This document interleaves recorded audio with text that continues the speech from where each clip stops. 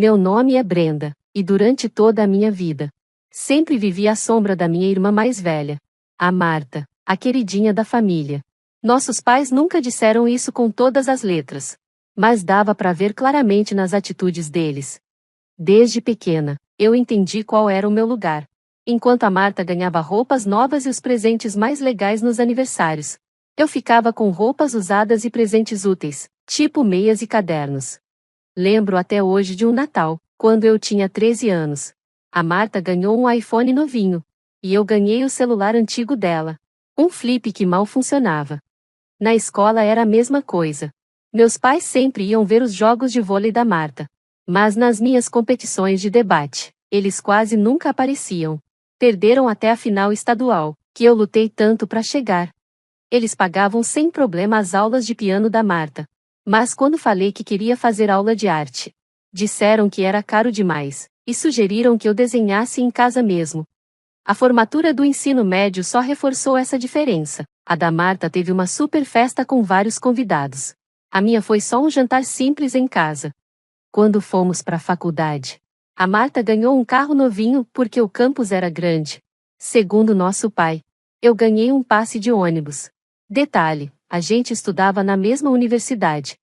Faz tempo que parei de esperar igualdade. Assim que consegui, me mudei para um apartamentinho simples, nos arredores da cidade, pago com meu salário dos Correios.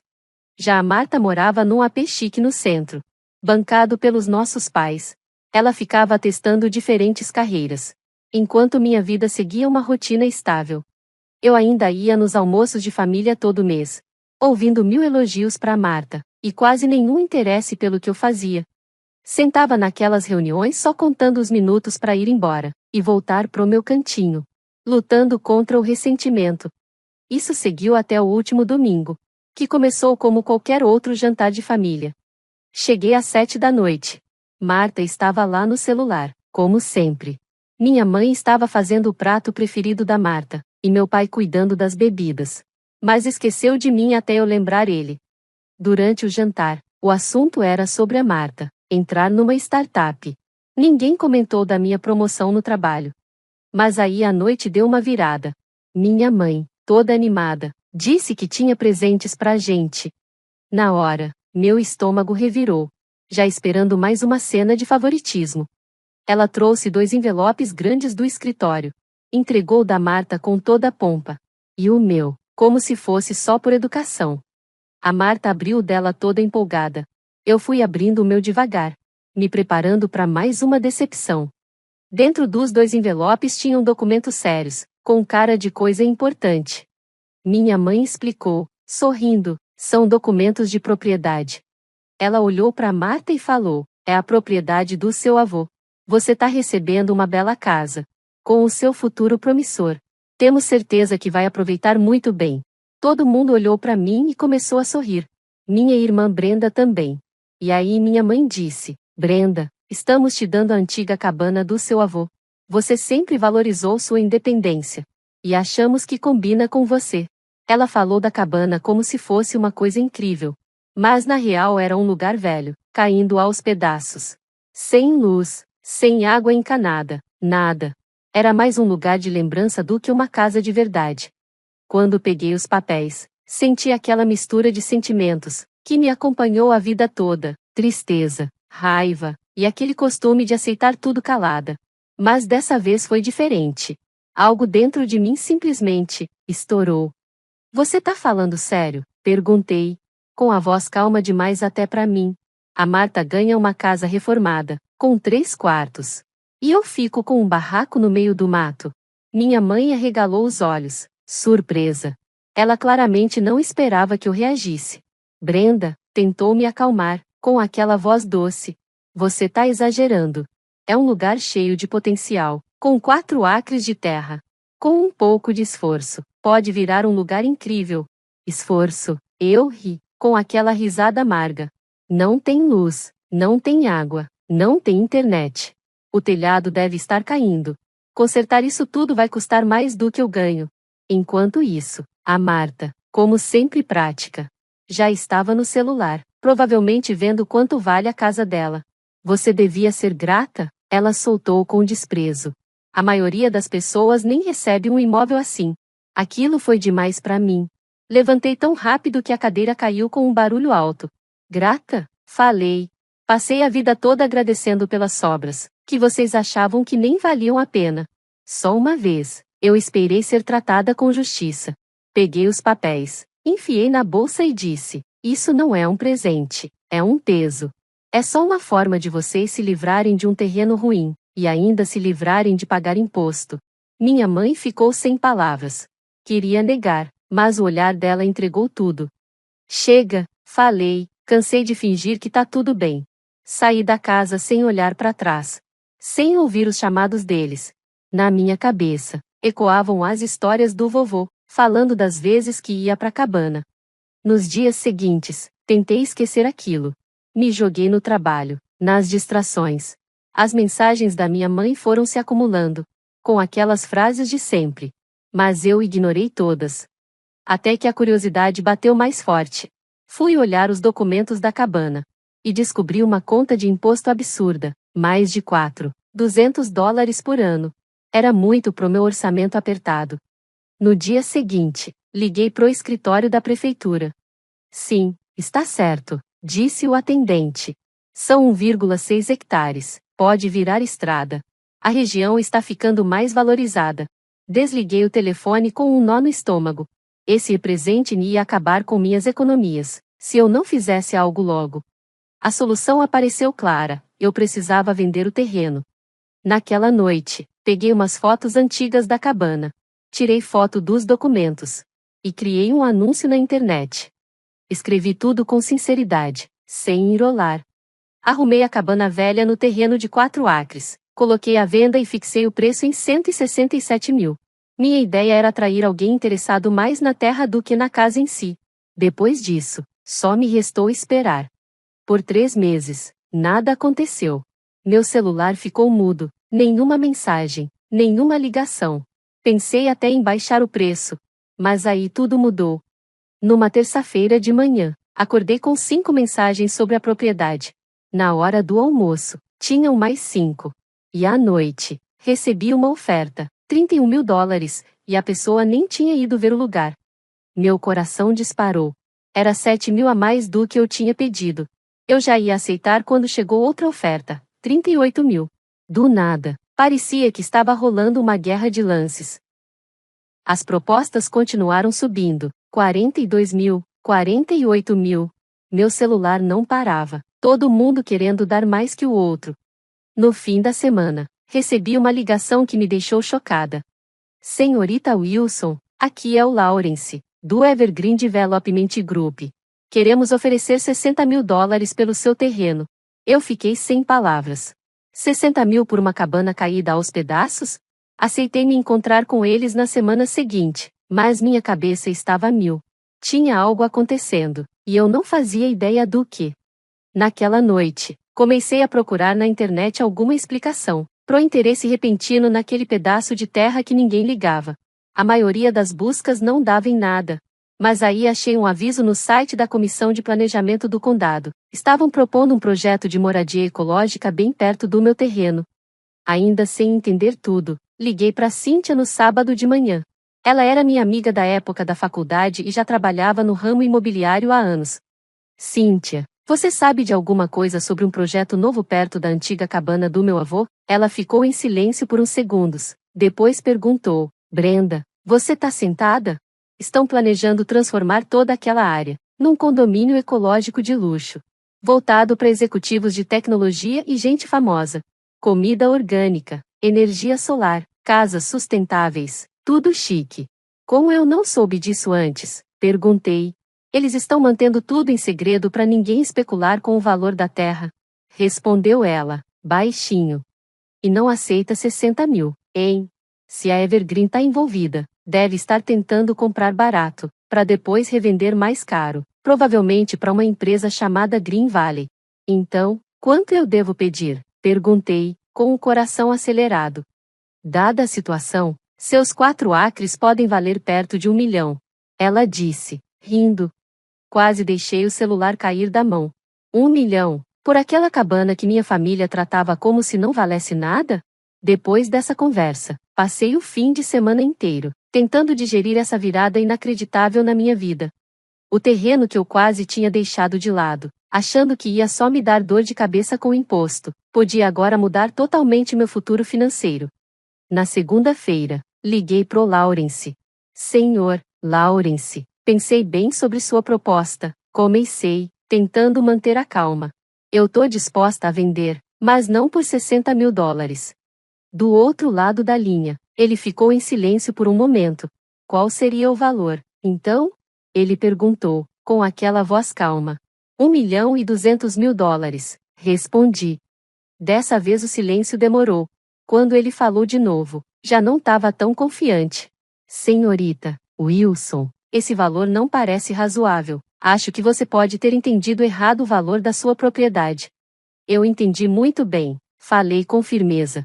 São 4 acres no meio da área onde a Green Valley quer construir uma vila ecológica. Mais uma pausa. Vejo que você fez sua lição de casa, ele admitiu.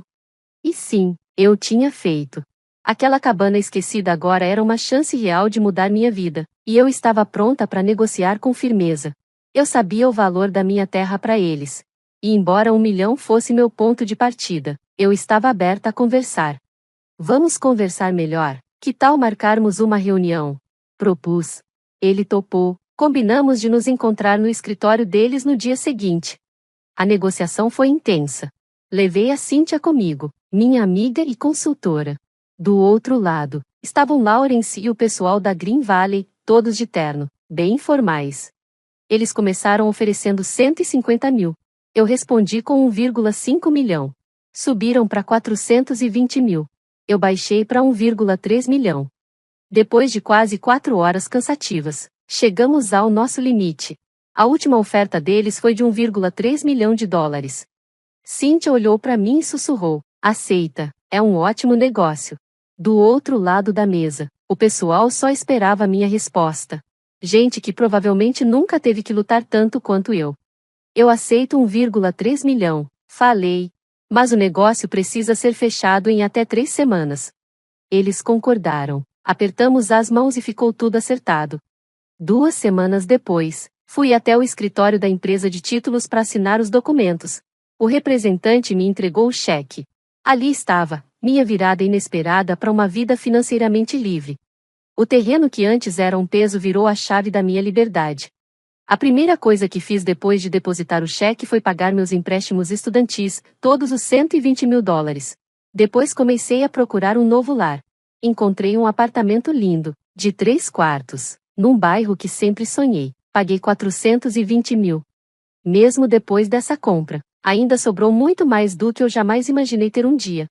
Para cuidar bem desse dinheiro, procurei a ajuda da Evelyn, uma consultora financeira especializada em casos de riqueza inesperada. Juntas, eu e a Evelyn montamos um plano de investimentos bem variado. Tinha fundos de índice, títulos, algumas ações e até uma parte separada para, quem sabe, investir em startups no futuro. Mesmo com essa segurança financeira toda, eu decidi continuar trabalhando, estar com meus colegas, ter uma rotina. Tudo isso me fazia bem e dava estrutura para o meu dia a dia, mas agora, sem a preocupação com dinheiro, tudo parecia mais leve. Aquela ansiedade constante que eu sempre tive por causa de grana, simplesmente sumiu. Comecei a fazer pequenas mudanças no meu estilo de vida, comprei móveis novos, troquei meu carro velho por um mais confiável, e passei a fazer compras sem olhar tantos preços. Aí, realizei um sonho antigo, planejei uma viagem de 3 semanas pela Europa, ia visitar Zurique, Veneza e Berlim. Na véspera da viagem, postei no Instagram uma foto das minhas malas prontas, com o meu passaporte novinho. Escrevi que estava super animada para essa aventura. Num dos dias, tomando um café com vista para a Torre Eiffel, comecei a ler os comentários no post. A maioria era de apoio e carinho, mas um me chamou a atenção. Minha prima Margarete comentou algo dando a entender que sabia da minha mudança recente. Na hora me deu um aperto no peito. Eu ainda não tinha contado para minha família sobre o novo apartamento, mas resolvi não deixar isso estragar a viagem. Quando voltei para casa, vi que tinha 4 chamadas perdidas da minha mãe e uma mensagem: ligue quando voltar, queremos te ver, vem jantar com a gente no domingo. Já fazia uns 8 meses desde a última vez que eu falei com eles, Depois de uma briga feia, mesmo com um certo receio, a curiosidade acabou vencendo. Liguei. Oi, mãe, falei quando ela atendeu. A voz dela estava bem animada. Brenda, que bom que você voltou. Sentimos sua falta. Você vem jantar com a gente domingo? Seu pai e a Marta também vão estar aqui. Fiquei em silêncio por um segundo, mas aceitei. Dirigir até a casa deles no domingo foi como voltar no tempo. Minha mãe me recebeu com um abraço apertado, como se nada tivesse acontecido. O jantar começou tranquilo. Ela fez minha lasanha favorita e os dois pareciam mesmo interessados em ouvir sobre minha viagem pela Europa. Mas aí, na hora da sobremesa, veio o verdadeiro motivo do convite. Vimos umas fotos do seu novo AP no feed da Margarete, disse minha mãe, bem casual. Parece lindo, bem espaçoso. Obrigada, respondi, já meio cautelosa, imaginando onde isso ia dar. Margarete falou que fica no prédio Westbrook, continuou ela. É um lugar bonito, e caro, comentou meu pai. Só balancei a cabeça e dei uma mordida na torta de maçã. Ela também falou que você é a única dona do imóvel, minha mãe soltou, me olhando de um jeito curioso. Coloquei meu garfo na mesa com calma. Falei para Margarete que tem uma hipoteca, respondi, tentando manter a tranquilidade e corrigir o que ela tinha assumido. A Marta riu debochando. Ah, qual é, Brenda? A gente sabe que você não conseguiria bancar um AP daquele só com o seu salário. A gente não é bobo. Respirei fundo, tomei um gole d'água e tentei organizar meus pensamentos antes de responder. Eu tenho feito bons investimentos, expliquei, e trabalho bastante. As coisas têm dado certo para mim. Que tipo de investimento? Meu pai perguntou, curioso. Bolsa de valores, imóveis, um pouco de tudo, respondi, sem dar muitos detalhes. Marta revirou os olhos. Para de mentir. A gente sabe que você vendeu a cabana do vovô. Tá em tudo quanto é jornal. Estão falando para todo lado sobre a Eco Village, e que compraram quase todos os terrenos. Inclusive citaram sua cabana como uma das últimas que eles conseguiram. Minha mãe se aproximou, agora bem séria. Brenda, por quanto você vendeu? Fiquei em silêncio por alguns segundos, mas sabia que não adiantava esconder. $1.300.000, falei. A sala ficou muda, minha mãe empalideceu, meu pai ficou de boca aberta, e Marta arregalou os olhos, chocada. Ela foi a primeira a se recuperar, mas logo ficou com raiva. Então você tá aí com quase 1 milhão no bolso e não contou nada pra gente? A gente ralando pra pagar meu casamento, mamãe e papai preocupados com a aposentadoria. Vocês estão com dificuldades? Falei rindo, sem achar a menor graça. Eles bancaram seus estudos, te deram um carro, pagaram seu aluguel por anos, sem falar que você ficou com a casa do vovô, que vale $500 mil fácil. Isso é diferente, retrucou Marta. Diferente como? Desafiei. Porque somos família, ela gritou. Família compartilha as coisas. Família não esconde dinheiro e finge estar sem grana enquanto viaja pela Europa. Levantei, estava exausta daquela conversa. Eu vou embora, disse, indo em direção à porta. Espera, Brenda, não precisa ser assim. Minha mãe tentou me parar, segurando meu braço. A gente só achou que, talvez, você quisesse compartilhar um pouco da sua sorte com a família. Se vocês não tivessem me dado a cabana, vocês mesmos teriam vendido e ficado com todo o dinheiro. Foi um presente, lembram? Saí de lá com um misto de alívio e frustração. A verdade é que agora minha vida estava sob minha responsabilidade. A segurança que eu sempre quis finalmente era minha, mas aquela noite me lembrou como o dinheiro pode complicar as relações familiares. Eles achavam que a cabana não valia nada, só queriam se livrar do imposto e passaram o problema para mim. Agora que deu certo, querem uma parte? Eu decidi, não vou dar nada para eles.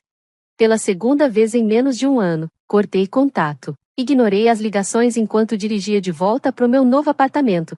Sozinha, fiquei pensando se ainda seria possível ter uma relação normal com minha família algum dia. 2 semanas depois daquele jantar, chegou uma carta do advogado dos meus pais. Fiquei preocupada e liguei para Evelyn, minha consultora de investimentos. Ela me indicou um advogado de confiança. No dia seguinte, fui até o escritório do Matthew, levei todos os documentos e coloquei na mesa dele. Isso aqui é simples, ele disse depois de analisar tudo. A propriedade foi passada legalmente para você. Você tem a escritura e a venda foi feita direitinho. A acusação deles não tem fundamento. Eles vão mesmo entrar com um processo? Perguntei. Matthew se encostou na cadeira, pensativo. Talvez tentem, mas não tem chance de ganhar. Provavelmente estão só tentando te pressionar. Vamos responder e ver o que acontece. A gente marcou uma reunião no escritório. Meus pais apareceram com o advogado deles, o tal do Edward, todo cheio de si. Fiquei sentada em silêncio com o Matthew ao meu lado, enquanto os dois advogados conversavam.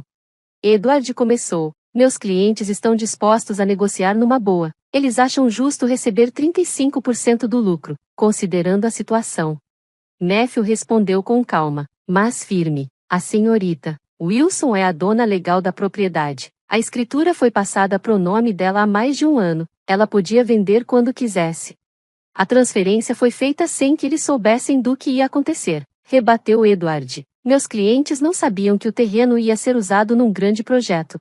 Matthew respondeu. Ela também não sabia de nada quando recebeu o terreno. Descobriu tudo depois, pesquisando por conta própria. Na época, todo mundo, incluindo seus clientes, achava que a cabana não valia nada. A conversa seguiu por quase uma hora, até que minha mãe, com a voz trêmula, disse: "Isso tudo é absurdo. A Marta vai se casar em 5 meses e a gente tá apertado com os gastos do casamento. Você não pode ajudar? Mesmo 14% já faria diferença." Quase me comovi com o jeito que ela falou, mas respondi firme: não vou dar nenhuma porcentagem. Se quiserem me processar, tudo bem. O Matthew já explicou como isso vai acabar. Aí meu pai ficou amargo. Não é pelo dinheiro, é questão de respeito. A gente te criou, te deu casa, comida. E fez questão de me lembrar todo santo dia que eu era só a segunda melhor. Interrompi. Desde os 20 anos eu me viro sozinha, paguei minha faculdade, construí minha carreira. Agora eu cuido do meu próprio dinheiro. A reunião acabou logo depois, nenhum acordo. Matthew me tranquilizou dizendo que eles não tinham base legal nenhuma. Se eles não entrarem com processo nos próximos meses, não vão entrar mais, disse ele. E ele estava certo. Nenhum processo veio, mas o que apareceu foi fofoca. De repente, parentes que eu nem via fazia anos começaram a me mandar mensagem com histórias tristes e ideias mirabolantes de negócios. Brenda, querida, quanto tempo, diziam uns. Ei, lembra de mim? Tô com uma super oportunidade de negócio, dizia o outro. Alguns até pediam dinheiro para cirurgia, dizendo que o plano não cobria. As histórias pareciam infinitas, cada uma mais desesperada que a outra. Algumas até podiam ser verdade, mas muitas pareciam só uma desculpa para tentar tirar grana de mim. Segui o conselho do Matthew, bloqueei os insistentes, parei de atender número desconhecido, mudei meu e-mail e deixei minhas redes sociais bem mais privadas. Foi estranho ter que me proteger da minha própria família, mas era o que eu precisava para manter minha paz e meu futuro em ordem. Me afastar da maioria deles foi difícil, mas necessário. Poucos continuaram por perto, os que sempre estiveram lá mesmo quando eu não tinha nada. Minha prima Lauren, por exemplo, sempre me tratou como irmã. E o tio Willie, que nunca deixou de me mandar um cartão de aniversário, todo ano. Essas pessoas me valorizavam pelo que eu sou, muito antes de aparecer qualquer dinheiro. 8 meses depois de vender a cabana, minha vida já tinha tomado um novo ritmo. Continuei na mesma empresa, mas agora só aceitava os projetos que realmente me empolgavam, e não só os que pagavam bem. Viajei sempre que tive vontade e fui construindo uma vida que realmente parecia minha. Um dia, enquanto dava uma olhada na correspondência, encontrei um panfleto de uma ONG voltada para a educação de crianças. Em vez de jogar fora, deixei separado. Naquela noite, pesquisei mais sobre a organização e fiquei impressionada com o trabalho deles. A maior parte do dinheiro doado ia direto para os projetos, não para os custos da administração. Eles focavam em dar bolsas de estudo para crianças carentes, principalmente aquelas que não se encaixavam nos programas tradicionais de mérito. No dia seguinte, fiz uma doação generosa, mas sem colocar meu nome. Aquilo despertou algo em mim. A sensação foi tão boa que comecei a buscar outras causas para apoiar. Pesquisei instituições que ajudavam jovens a serem os primeiros da família a entrar na faculdade, projetos de saúde mental para adultos jovens, e até programas que ajudavam pessoas a saírem de ambientes familiares tóxicos. No ano seguinte, doei para várias causas, sempre de forma anônima.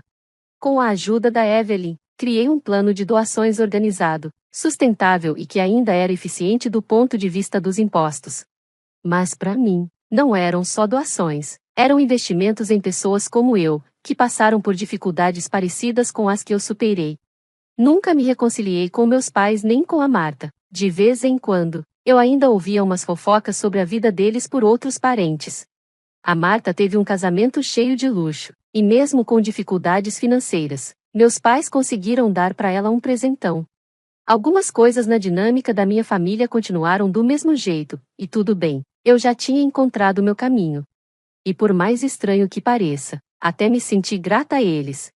Se não tivessem me dado aquela cabana, sem valor, se tivessem me tratado como igual pelo menos uma vez, talvez nada disso tivesse acontecido.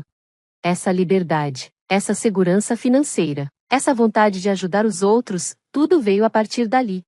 No fim das contas, mesmo sem querer, foram eles que me colocaram nesse caminho, e por isso, de um jeito inesperado, eu agradeço.